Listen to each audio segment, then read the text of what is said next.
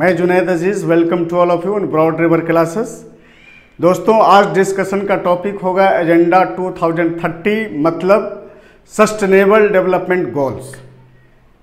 6 मार्च सन 2020 को न्यूयॉर्क में इस एजेंडा 2030 का प्रपोजल रखा गया, जिसमें 36 ऐसे पॉइंट सजेस्ट किए गए जो पृथ्वी पर क्वालिटी लाइफ को मेंटेन करने के लिए ज़रूरी और जिम्मेदार है, जैसे no hungry, no poverty, employment, sustainable development, balance environment, gender inequity को ख़त्म करना। तो इस तरह के 36 पॉइंट्स को लोगों ने सजेस्ट किया कि अगर इस पॉइंट्स को हम लोग फॉलो करते हैं तो फिर पृथ्वी पर मानव का जीवन संतुलित हो सकता है। तो एक तरफ मानव जहां अपने को संतुलित लाइफ जीने के लिए, एक बैलेंस लाइफ जीने के लिए लगातार प्रयास करता आ रहा है सदियों से, तो वहीं दूसरी तरफ प्रकृति भी कहीं न कहीं से आपका दामन नहीं छोड़ती है। तो आप लगातार प्रयास करते हैं आगे बढ़ने की, तो वहीं प्रकृति भी पीछे हटने को तैयार नहीं है।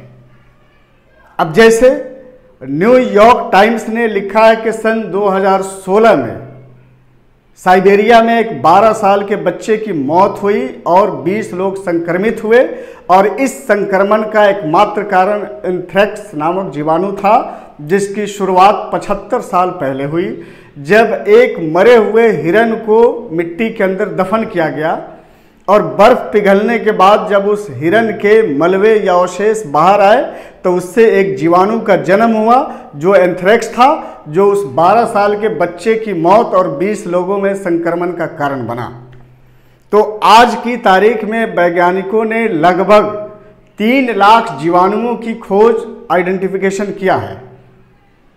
जैसे एक कोरोना वायरस पिछले 1.5 सालों में पूरे ग्लोबल लेवल पर पेंडेमिक का एक सबसे बड़ा कारण बना, धन जन की बड़े पैमाने पर नुकसान भी हुआ, पूरे इंटरनेशनल इकोनॉमी का काया ही इसने पलट दिया। ये सिर्फ एक मात्रा है, जबकि इस वातावरण के अंदर लगभग 3 लाख जीवाणुओं का आइडेंटिफिकेशन वैज्ञानिकों ने कर लिया है। उसमें से बहुत सारे ऐसे हैं जो डेड हैं और बर्फ के नीचे दबे हुए हैं।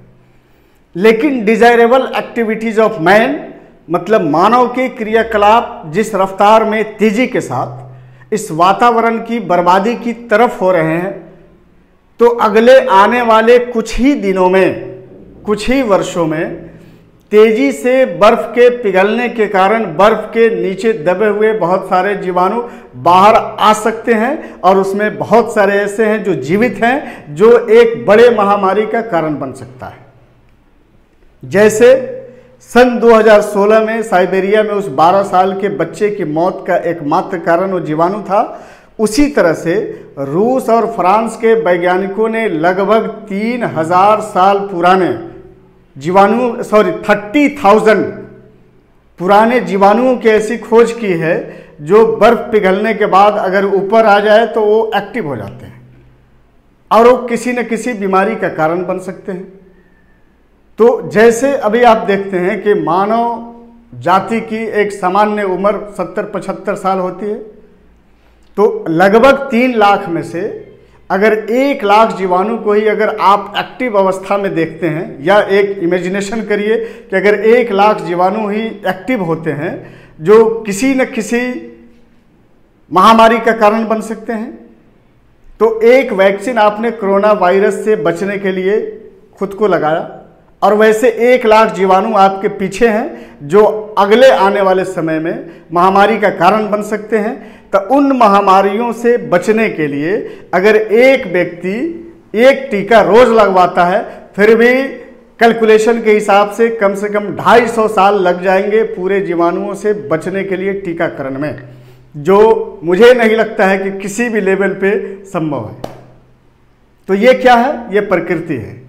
तो एक तरफ मानव और international agencies, government authorities different plans, programmes, policies initiate करती है अपने सर्वाइवल के लिए कि एक बैलेंस लाइफ की कल्पना किया जाए, एक क्वालिटी लाइफ की कल्पना किया जाए। उसके लिए एजेंडा 21, एजेंडा 2030 बनाती है। लेकिन दूसरी तरफ प्रकृति भी आपका पीछा नहीं छोड़ती।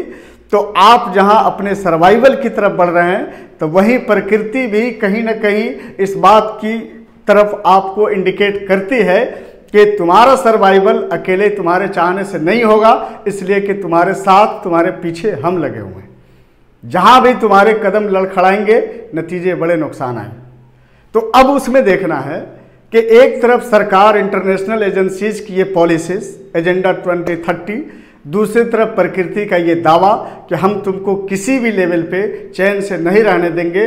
अब ये देखना है कि क्या ये इंटरनेशनल एजेंसीज, सरकार की ये सस्टेनेबल डेवलपमेंट गोल्स की ये पॉलिसी एजेंडा 2020 पृथ्वी पर एक बैलेंस लाइफ को जन्म दे सकती है, या अगले आने वाले दिनों में मानव जाति एक बड़ी बीमारी, एक बड़ी आपदा का शिकार हो सकती है।